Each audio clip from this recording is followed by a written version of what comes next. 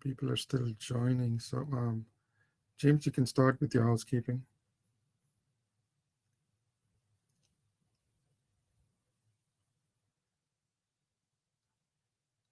Hi, everyone. This is James Westbrook. I'm the chair of the West Coast section of the Air and Waste Management Association. And I hope you had a great holiday. It was great to see a lot of you at the annual conference recently in person.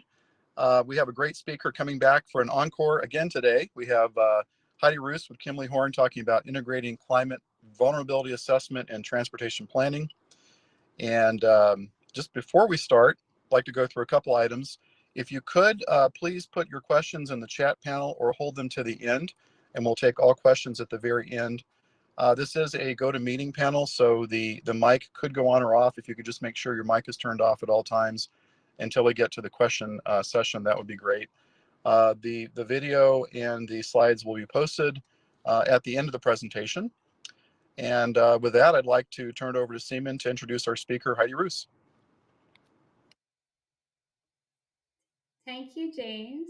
Hi, everyone. Thank you for joining us today. I have the pleasure of introducing our speaker, Heidi Roos. She's a certified permitting professional. She's a senior project manager at Kimley Horn. Heidi has been providing multidisciplinary environmental consulting for over 3 decades, assisting private and public sector clients to find feasible, legally defensible solutions to their biggest environmental planning and compliance challenges.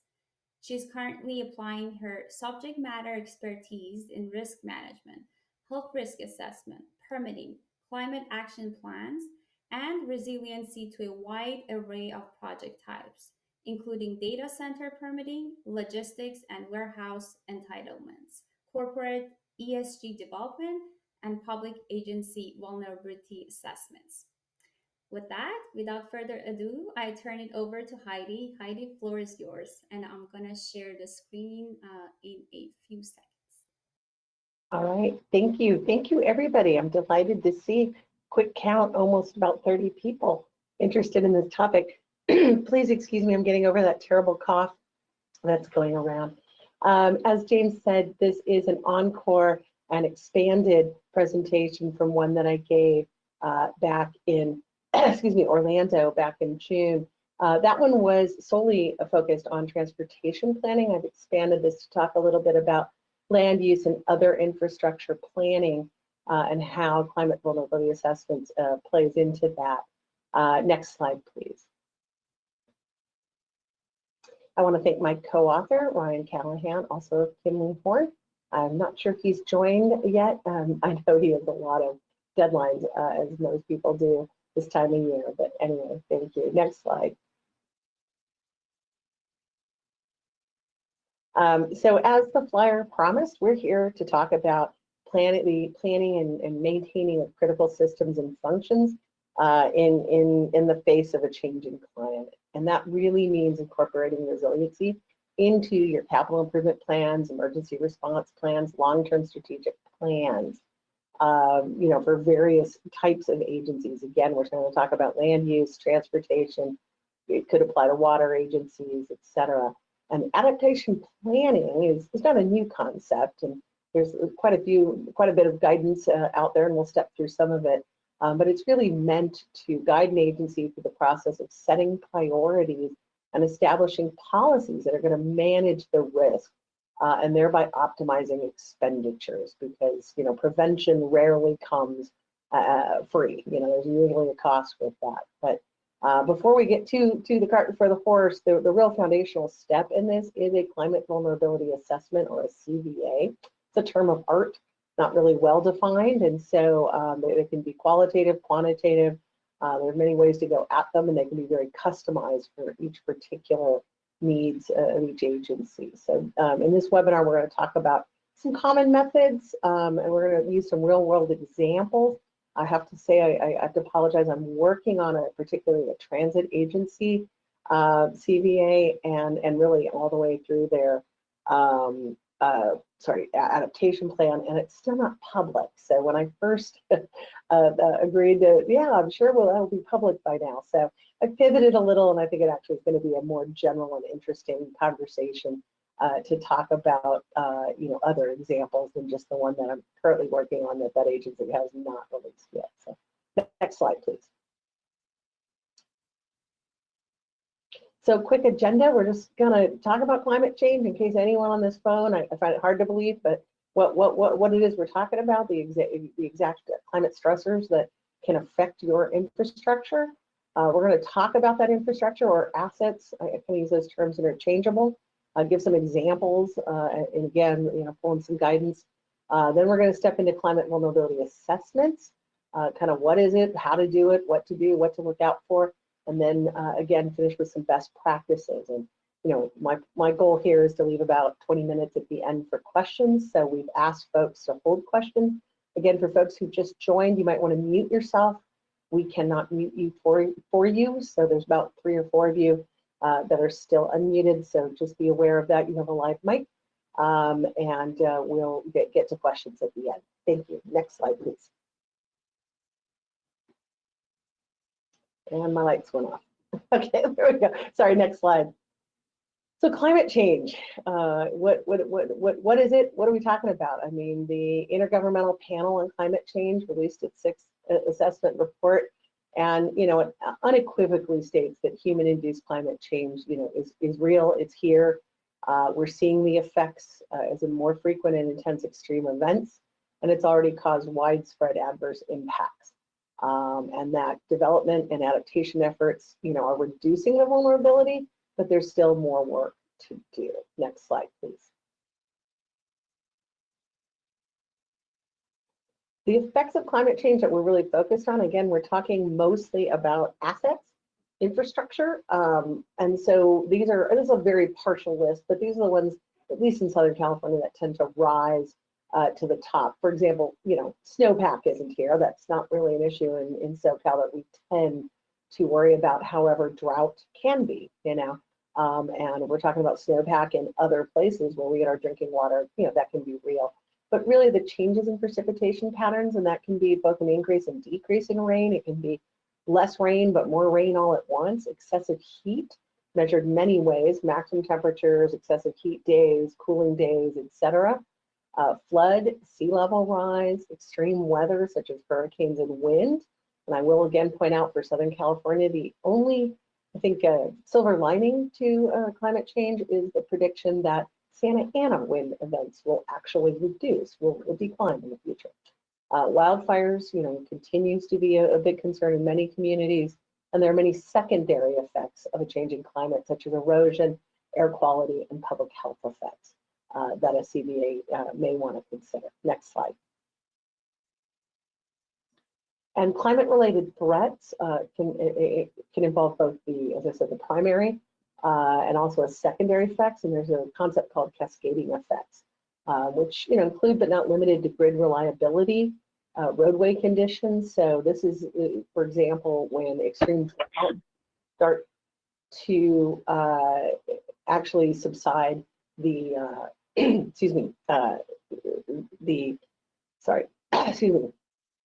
the earth, where the ground will actually subside and will shrink with the increased demand on groundwater to supply our potable waters. And this can lead to a whole host of troubles with roadways and other utilities that have been undergrounded, for example. So that's just an example of a cascading effect. And if not properly addressed, the safety and reliability of our infrastructure can be threatened by the exacerbation of these climate stressors. Next slide, please. There's many data sources when you're talking about a changing climate, and these are, again, just a partial list, but thought I wanted to put that up here with a focus mostly on California. So there's the CalAdapt climate tools. US EPA and Cal EPA have quite a bit on heat island effect, which I think is super relevant to our communities and our infrastructure here. NOAA, I think, is kind of the preeminent source of data on sea level rise. FEMA for flooding, CAL FIRE, I think, is kind of obvious. But there are other sources, such as the California Department of Public Health has something called CalBrace, that I think is also another great source of data. But also, when talking about a city or a county, take a look at their local hazard mitigation action plan, because sometimes these data have already been sort of collated and, summarized. Next slide. Some examples of some data. What are we talking about, right? So from CalAdapt, which has a number of environmental stressors, not all of them, but a number of them. This is a very typical graph. I just created this for Pasadena, where I happen to live. And this is the annual average maximum temperature. So you can see where there's historical highs through to, this is a little out of date, but and then you start to see these, these really trends, the purples and the blues to the right. And there's a couple of different scenarios that you can toggle through. The high emissions, RCP 8.5, which is really I call it the do nothing, business as usual, unfortunately, with the US not entering into climate accords. It is unlikely that the world's emissions are going to decrease to a medium emission scenario, which is that blue line, going to the right. And you can see that even if, we did nothing more, there would still be an increase in maximum daily temperatures due to the greenhouse gases that have already been emitted. So this is just a source of data. This data can come to you from CalAdapt in a graph or a table, depending on kind of what your needs are. And you can see that the planning horizon is out through the end of this century. And that's important when talking about a climate vulnerability assessment. These are changes, although very real and very noticeable, they are happening very slowly. And so this is why the idea of planning for things like increases in maximum temperature over the lifetime of an asset is very important to comprehend that you set the realistic time frame when you're doing a CVA. Next slide, please. And here's just an example sea level rise map from NOAA, and it took out a little blurry. I apologize for that. Obviously, there are scenarios you can toggle on the left if you've not played with this tool, whether we have a median increase in high tide. I took the 3-foot scenario just to show you, mostly Orange County there, how far inland that sea level rise and surge could actually impact, say, a transit or a public works agency. So, next slide, please. So now let's talk about the infrastructure. Next slide. What exactly are we talking about? And again, infrastructure really implies, a hard set of, there's some good questions we'll get to at the end, thank you. A hard set of assets, but, I think there's other ways to look at the term asset. But for municipal, the California Adaptation Planning Guide has some really good guidance and recommendations and breaks their the classifications of sort of infrastructure that one should consider in a climate vulnerability assessment into structures. That's kind of your hard assets. I think everyone's more familiar with that concept.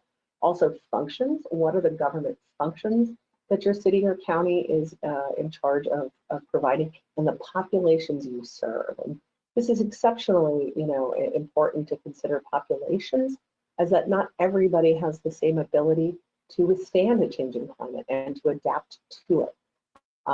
Those at the lower end of the socioeconomic scale, individuals with disabilities, or as you see in the bulleted list there, individuals without access lifelines, like family and access to reliable transportation, language barriers, et cetera, are actually far more vulnerable to the impacts of climate change than is the general population. But here are the kinds of buildings that, and this is a partial list, there's over 60 that it recommends. It's a really great way to go through that and say, well, what even applies to my city or county? And there's residential areas, business areas, government buildings, communication infrastructure, energy, water and wastewater, emergency services, housing access, food security. Again, things to think about in a short term, but this is not just event oriented. It's important when you're picking your assets to study that you think about the long term, medium term, the sort of slow pace at which some of these changes are happening. And that can be seen more in your urban forest, parks and recreation, or even tourism, are some of the things that the state recommends you study. Next slide, please. And so there are some regulations and guidance governing the performance of a CVA if you are a municipality. And that is basically Senate Bill 379 a few years back came up through land use general plan.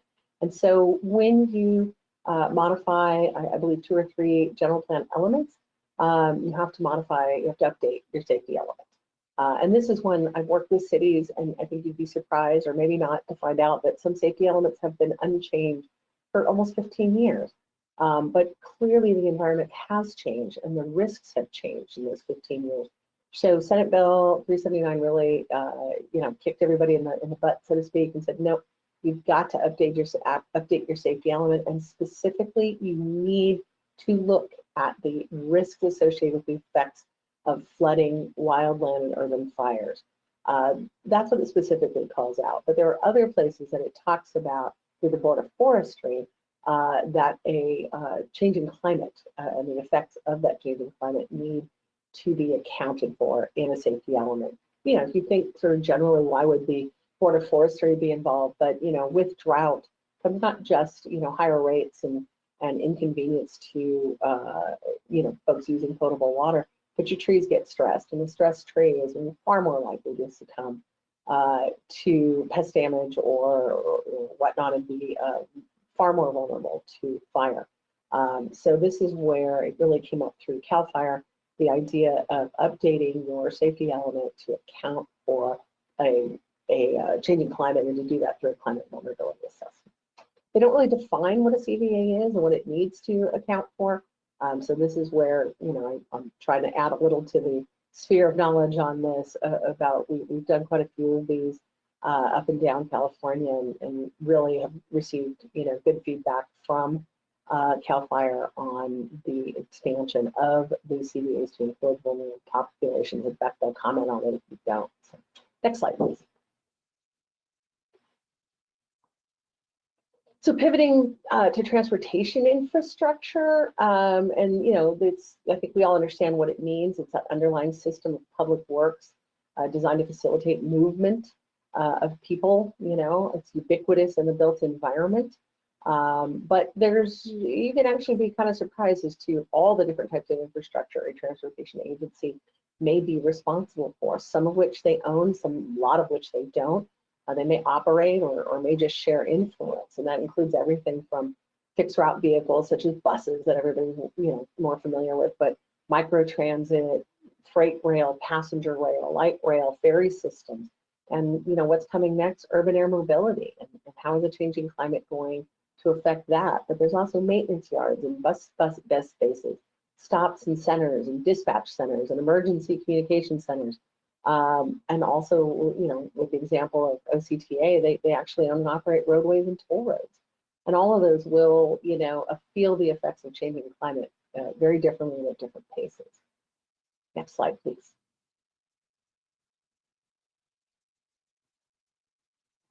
To date, there are no regulations requiring consideration of climate change vulnerabilities. However, a lot of monies coming out of DC have an adaptation concept or requirement attached to them. So this is where I feel that agencies are a little slower because they haven't been required in the last 6-7 years as other agencies have. But FRA, FTA, and Federal Highway Administration have all come out with some pretty good guidance on this. So there is, I think, a path forward, and we'll talk about in a pilot study that was done with FRA back a couple of years now. So there's currently no mandate on integrating it, but this is where I really make the pitch, and you can talk to your clients who are agencies, that given the age of some of these assets, 25, 30, 40 years of their useful life, this is something where incorporating this into the planning process is becoming more and more imperative. So next slide, please. So what is a CVA? Next slide. Again, term of art. It's really a comprehensive determination of the susceptibility of a natural human system to damage. There could also be benefit from climate change, including a review of exposure, sensitivity, and adaptive capacity. And let's face it, those are words that we think we know what they mean, but to really understand, next slide please, what they mean in this concept, I offer some definitions here. And an exposure is really the degree to which an asset, population, or system is exposed to that climate hazard. This is very location specific. This is very specific to your agency, your location, your routes, and the type of asset that it is. Adaptive capacity is a term I find that a lot of my clients struggle with, and that is not just how well does the asset perform today, how can it keep up with a changing climate? What is the ability of that asset, that population, or that system to adjust, to mitigate, or to endure the consequences of climate hazards? And that's one that we spend a fair amount of time with up early in the process with folks, because it's not really a planning horizon. A lot of folks are used to thinking about planning and maintenance are two different sides of the house, and not understanding that it could be policy, it could be technology. There's a lot of adaptive capacity. So we'll talk about that in a bit. And vulnerability, we sort of use it interchangeably with risk. It's not. Risk is really a probability of negative impacts, and a vulnerability is the heightened risk of that individual or group, community, area, asset, or activity, often referred to, or to the impacts of climate change. And that term is often used as climate hazards or stressors. But vulnerability is really where we end up, and we'll walk through that. So, next slide, please.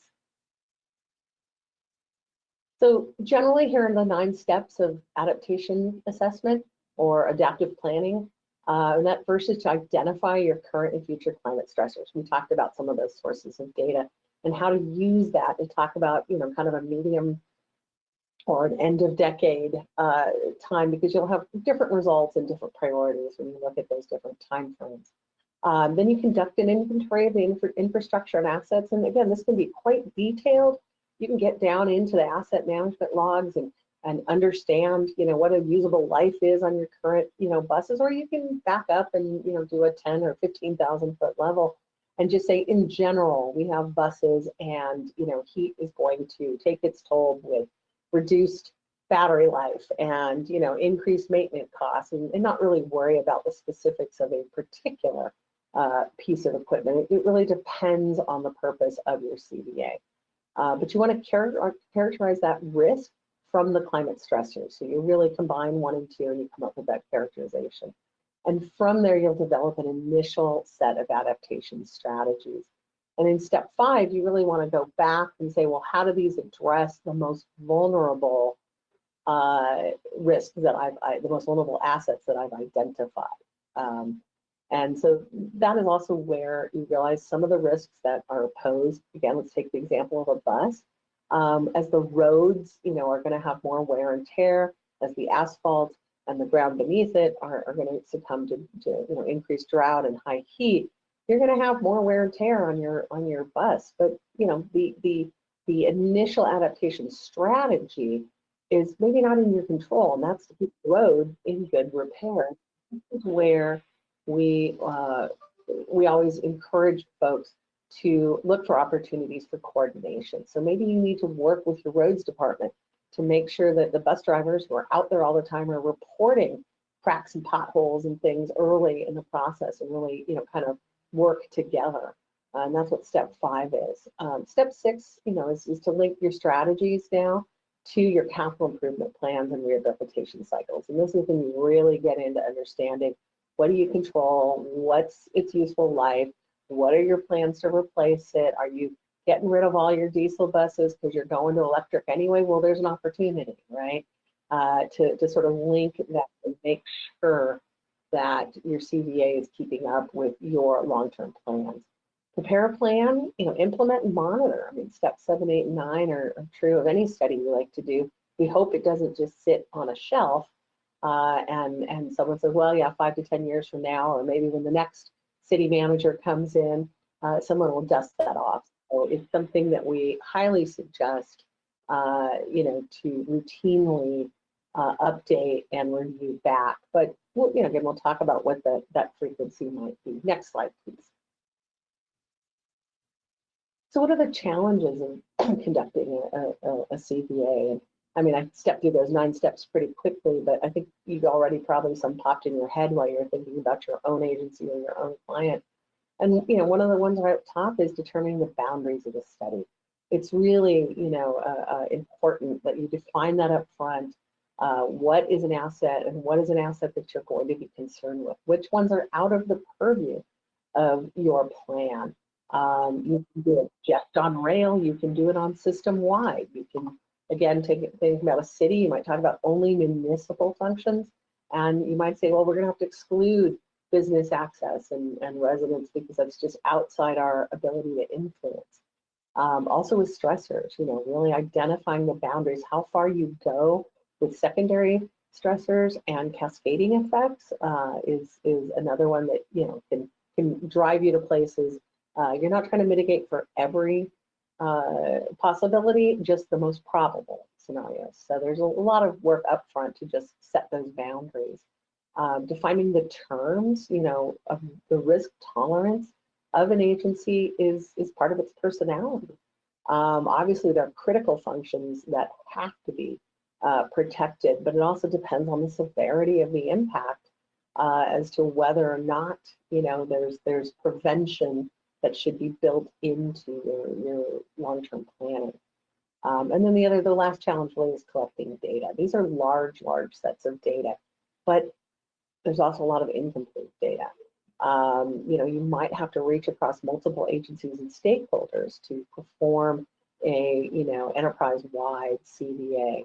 And that last bullet there is uncertainty, and that is very true of everything involved with a CVA. And it's both a challenge and an opportunity to try to help explain what uncertainty is and to embrace it. You can't get away from it. There is no model that will say on this date certain in the future the sea level will rise exactly 1.2 feet. That is just simply not how this great big blue marble we're all on here together operates, and the system has its pulls and its pushes and its tolerances, and uncertainty is truly part of it. That can be a challenge for decision bodies, but it's one that, if embraced up front, can actually be dealt with. Next slide, please. And the way to really embrace, if you will, uncertainties and accept and integrate them is through something called the adaptive pathways approach. I could speak about this at great length. I won't, because we just have a little time here together. But it really does establish tolerances for change. Change can be subtle. Change can be gradual. Change can come in a more of a herky-jerky motion. But what you really want to establish are triggers for action, such as, back to sea level rise.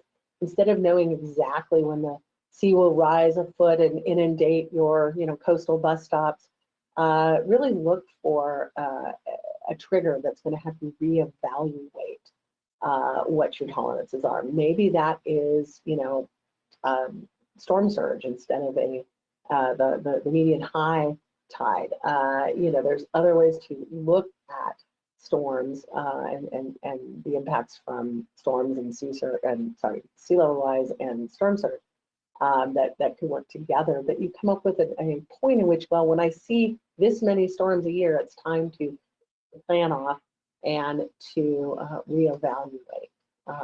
And really, the idea is that this is a planning document. And that is that you're going to develop and implement new policies. It's not always a technology answer, and there's not always just to spend your way out of a problem. But your approaches need to be adaptive, and they need to adjust. But it's really first about guiding new policies so that the gradual effects can be dealt with, so that it doesn't get to a cascading effect before you finally move.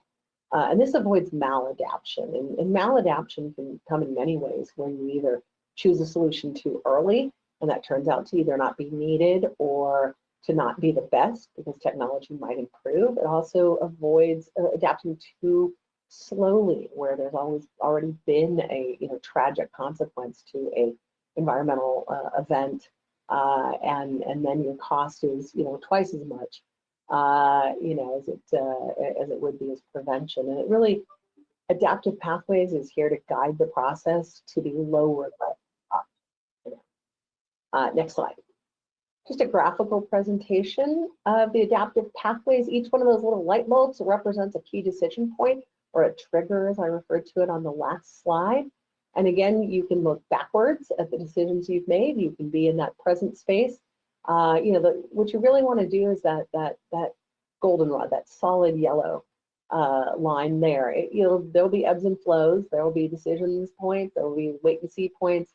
But you really want to avoid the maladaptive space, which is either, as I said, going too early, too late, too expensive, not really hitting the mark. And you really want your decisions to be responsive to the changing climate in that sort of center, non-cloudy portion. Next slide, please. So best practices. Let's talk about what some agencies are doing next. So here's a way to look at community-wide climate vulnerability assessments, such as the ones that are required to support general plan and safety element updates. And so this is a set of impact scores ranging from IM0 to IM4. We tried to color code it a bit, where green is good and getting down to the yellowish, brownish, not so good. And this is where, again, you would do this for each asset type, such as in the middle column, buildings, infrastructure, economic assets, and community services, or for populations and biological resources on the far right. And you would assess each one of those categories of assets against each individual climate stressor, and you would give it a score. And as you can see, the sorts of terms that people use are about impacts being minimal. What does that mean? No service disruptions that community members are aware of. It doesn't mean there are no impacts. There's really not a scenario where we're saying there are zero impacts, but they're ones that your agency can adapt to quickly and almost quietly, and communities unaware of it. And then you can, get down to, an IM2, an impact score of 2, where an asset is likely to experience chronic stress and that it's not operating reliably. This can be a roadway segment that floods, and it floods more and more, stranding populations without really an ability to safely evacuate, for example. Again, the floods always recede, so it's not a continuous or permanent reduction in the function of that road, but it is definitely a stressful situation. And again, for people, if you look at what an IM2 is for populations, there's a marked decline in overall quality of life. Reductions to health, public safety, and our community viability are likely. Those are some scary words for your planning staff, your public works director, your mayor, your city manager to hear and to address, because the perception of risk and the acceptability of risk really changes depending on your point of view, your feeling of control, just at a personal level and familiarity with the term. So there are some, big words here, and I won't read them all to you. I know we're going to make this available, but this is just I think a really good set of impact scores to use. Next slide, because the second part of that, if you remember, the first 3 steps is really the adaptive capacity score. So you want to say, well, how bad is it when it's coming, and what can my asset do now? Are there adaptations possible with little or no effect? That would be an AC4. Again, this is where the scales are inverse. Remember, in IM0 was in the green because that would be the least impactful, but this is now adaptive capacity 4 is in the green, i.e. most desirable position, because this is an asset that can adapt in the time frame that the environmental stressor is expected to affect it. All the way down to an AC0, which is that no method of adaptation is currently feasible, and solutions may be possible. And that's a pretty dire position to be in with an AC0. AC1 is actually pretty common when you look at the kinds of assets, again, systems, functions, government services that we're talking about, and that they're expensive, and are technologically difficult or maybe politically unpopular or require widespread lifestyle changes. And so AC1 actually pops up more than you'd like to think when you're talking about our aging municipal infrastructure. Next slide. So we bring those all together. I know this is super colorful and I apologize, but you bring those all together in a vulnerability scoring matrix. This is a 5x5, you know, we have 0 through 4, resulting in 25 possible combinations. You can do this on a 4x4, a 3x3. I will say a 3x3 where you end up with just low, medium, high. I think oversimplifies the nuances. I mean, it can be done and it absolutely depends on what the outcome is. But I recommend, you know, at least a 4x4 or 5x5 matrix here because you can really start to see the granularity of this. So, you know, as I said, an IM0 and AC4, that gets together and it's a vulnerability 0. You know, again, not to really say there's no vulnerability, but it simply can be adapted in the time that the effect is likely to ramp up. And so, you know, these numbers are all very relative to each other. There's no bright line that says, well, everything, you know, V3 and above must be dealt with in the next 5 years. It's nothing like a, you know, true scorecard. This is all about setting priorities for your agency as you go into the update to your CIP or other long-term planning. So, next slide. So that's one way of doing it. And here's an actual example city. I won't name which one. I probably don't even remember, but we looked at air quality, precipitation changes, flooding, severe storms, temperature changes, and wildfire. And you can see where there were impact scores ranging from really only from an IM0 to an IM2. This was a city that was pretty well managed. You'll notice maybe under severe rain, an interesting example where we gave 2 separate impact scores because the water infrastructure had been recently updated. They'd already experienced a lot of flooding and they had really designed its capability to meet, you know, future demands. So we gave the water infrastructure a lower, meaning a higher score on impact than we did the rest of the infrastructure. And you can see that, again, this is a city that had pretty good vulnerability scores, only a V3 in wildfire. All right, next slide. I think I got to speed up a little bit. Federal Highway Administration also has a climate vulnerability assessment framework. And this is their graphic. I took it. I know it's a little small, but you'll see that those, you know, 6 dots in the middle under assessing vulnerability, very much in line, you know, with the many of the steps on the 9 frame pathway I showed you, and that is to, you know, understand your climate inputs, develop the information, assess the likelihood, identify and rate vulnerabilities, and then assess the criticality of each of those. And so I just wanted to share this again as another agency that has put, you know, a lot of thought into it. Next slide, please. And they've also gone so far as to really to organize the conversation into 4 different adaptation options.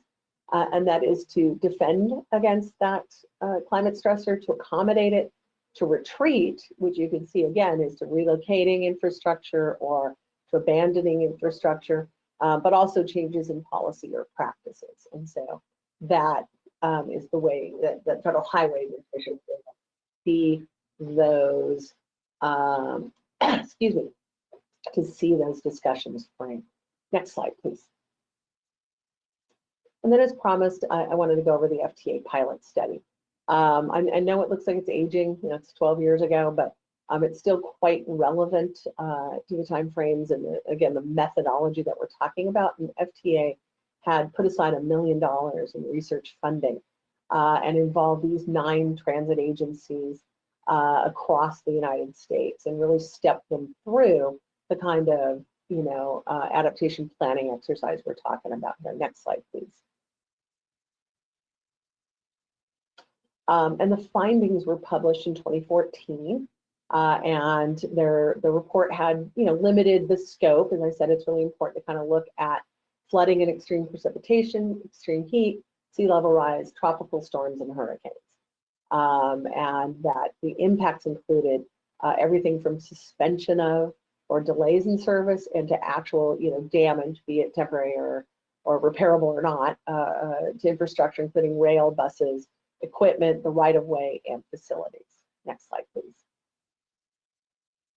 And some of the findings were that developing disaster operations plans was paramount to that sort of initial, dealing with the event, but that really being proactive in designing new facilities to be more resilient, and to take a look at your existing facilities and understanding where, being resilient by design might be the best way. The obvious example is if you're subject to flooding during storms, make sure your emergency generator is not in the basement, right? Maybe that's best put on the roof.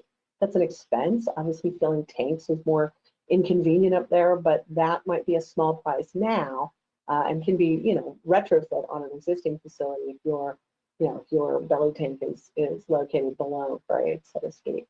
Again, I'm not going to read this to you. It's all very, very interesting. There's some summaries if anyone's interested in really diving into it.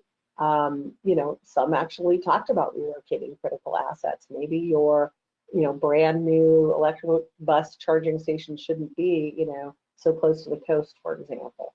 But also what really came out of it was the idea of communicating these plans with public and stakeholders and documenting and disseminating that institutional knowledge. As I've said, this is a slow process, and the folks who are maybe, the project manager on a study like this may someday be the implementing manager when these sorts of critical decisions need to be made. But understanding where that lies and to really get it throughout the agency, to really understand that this needs to be integrated into all management practices and not just, once in a while say, oh, I'm going to get my resiliency hat on now and think about this, but to really make this across the operation. Next slide, please.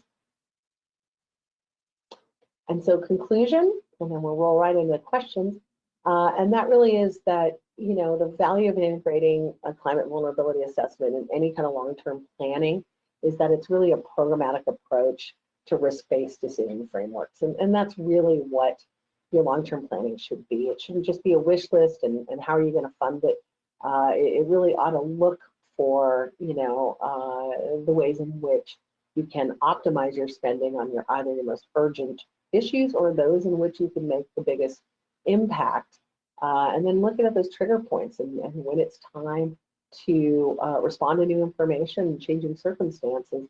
So it's meant to be a living, process within that document.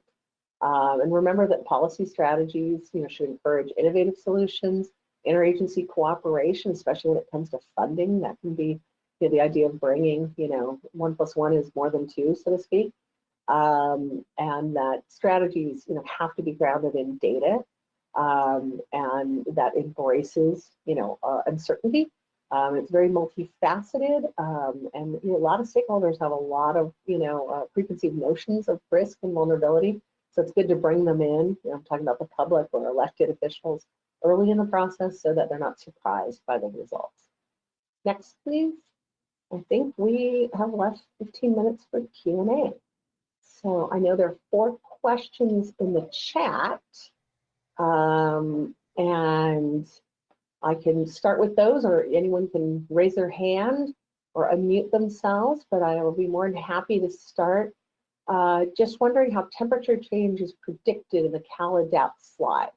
Is it a regional model, and how ocean land temperature is taken into account? Yeah, it is very regional, but reports out at the city level. So obviously, meteorology is a large set of data, and that's why the uncertainty in that band gets much larger as you get further out. But you actually can use CalAdapt at the truly local level and look at that citywide. Follow-up question was, would appreciate some information on urban air mobility. Yeah, a little out of, I mean, it's a little off base, but not really. And then it's just the concept of think of driver or driverless electric well, they're not helicopters. They're vertical takeoff and landing aircraft. I mean, it's sort of a newfangled Jetsony kind of idea, but there are agencies who are embracing urban air mobility. They tend to be all electric, with therefore carbon neutral as the grid goes carbon neutral. So really meant to be kind of the Uber of the sky. And now that you've heard the term, I think you'll hear more about it. But I think that does bring its own sense of risk and vulnerability to weather and climate. Hi, sorry to interrupt. That was my question. I'm Rubina Shaheen from California Air Resources Board. I really like your presentation. That's wonderful. And the reason I asked about urban air mobility, because I was not sure how I should understand it in terms of, is it traffic mobility that's related to creating urban pollution island, or is it something else? So that's why I write about this question, what it is, so that I can have a better understanding. And secondly, I'm sorry, if you like, I can ask later on, but I would appreciate some clarity on that. Okay, yeah, let's come back to that. We'll definitely come back to that, Rubina. Thank you. Thank you so much. I really appreciate it. Yeah, Clifford Batten has also put a couple questions in here. It seems complicated, he says, in communicating climate vulnerability to stakeholders. What is the biggest hurdle you've had to overcome? Very good question. I think it really is getting comfortable with the concept of there is risk. There's risk all around us. I'm a risk assessor by trade. I've been doing this for 3 decades. But you got to understand, when you bring in people of varied background and understanding, the public, the elected, the employees, their understanding of the risks we take all day, every day, is very, very different. And so just getting very comfortable with the idea of saying, well, this is an acceptable risk, i.e. the consequence we can live with. There are no real altruistics. We don't have enough money to solve every problem. So I think that's been my biggest challenge, is the communication.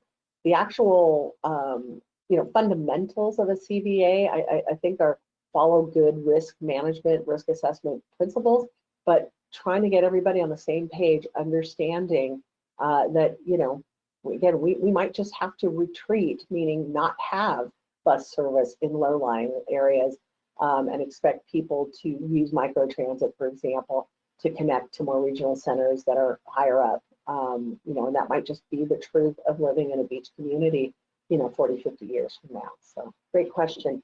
And lastly, I see as extreme events, storms, wildfires, drought, floods, and weather occur with increasing frequency, are traditional force majeure concepts causing stakeholders to reconsider what is foreseeable?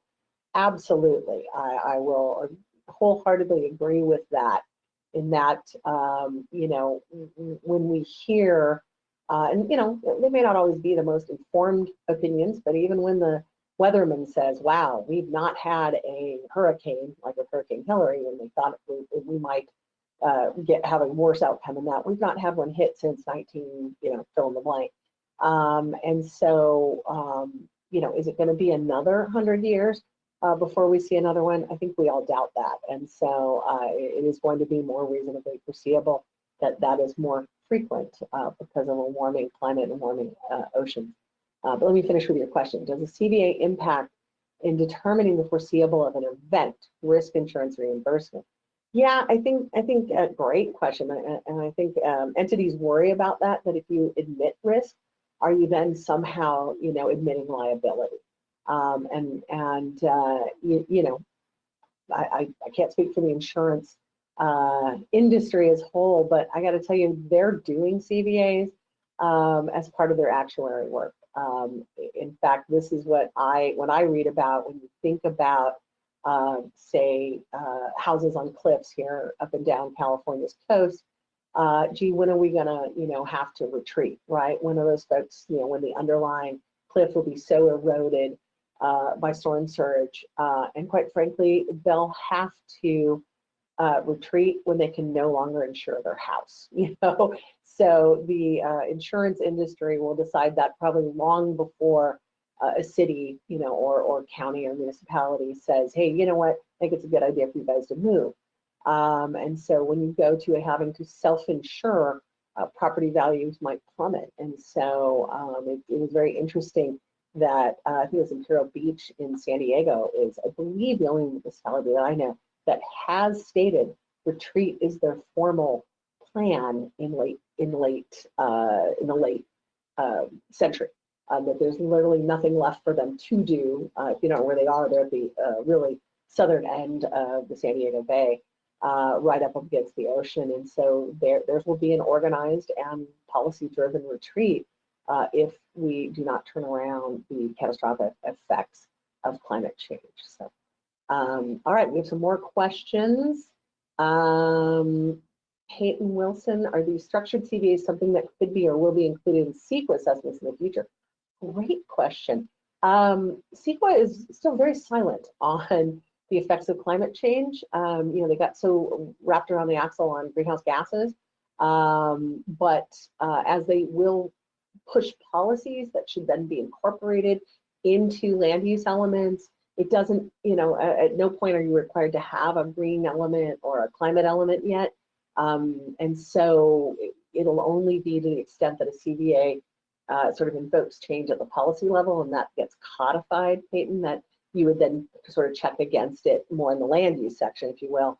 But there was a bill in Sacramento, it didn't make it out, that was going to, so it might be brought up again, and that is to require that all communities do a climate and adaptation plan, a CAP, a CAP, and a climate action adaptation plan. And at that point, if that comes to be, then CEQA would absolutely assess the performance of the project or community against those policies. So great question.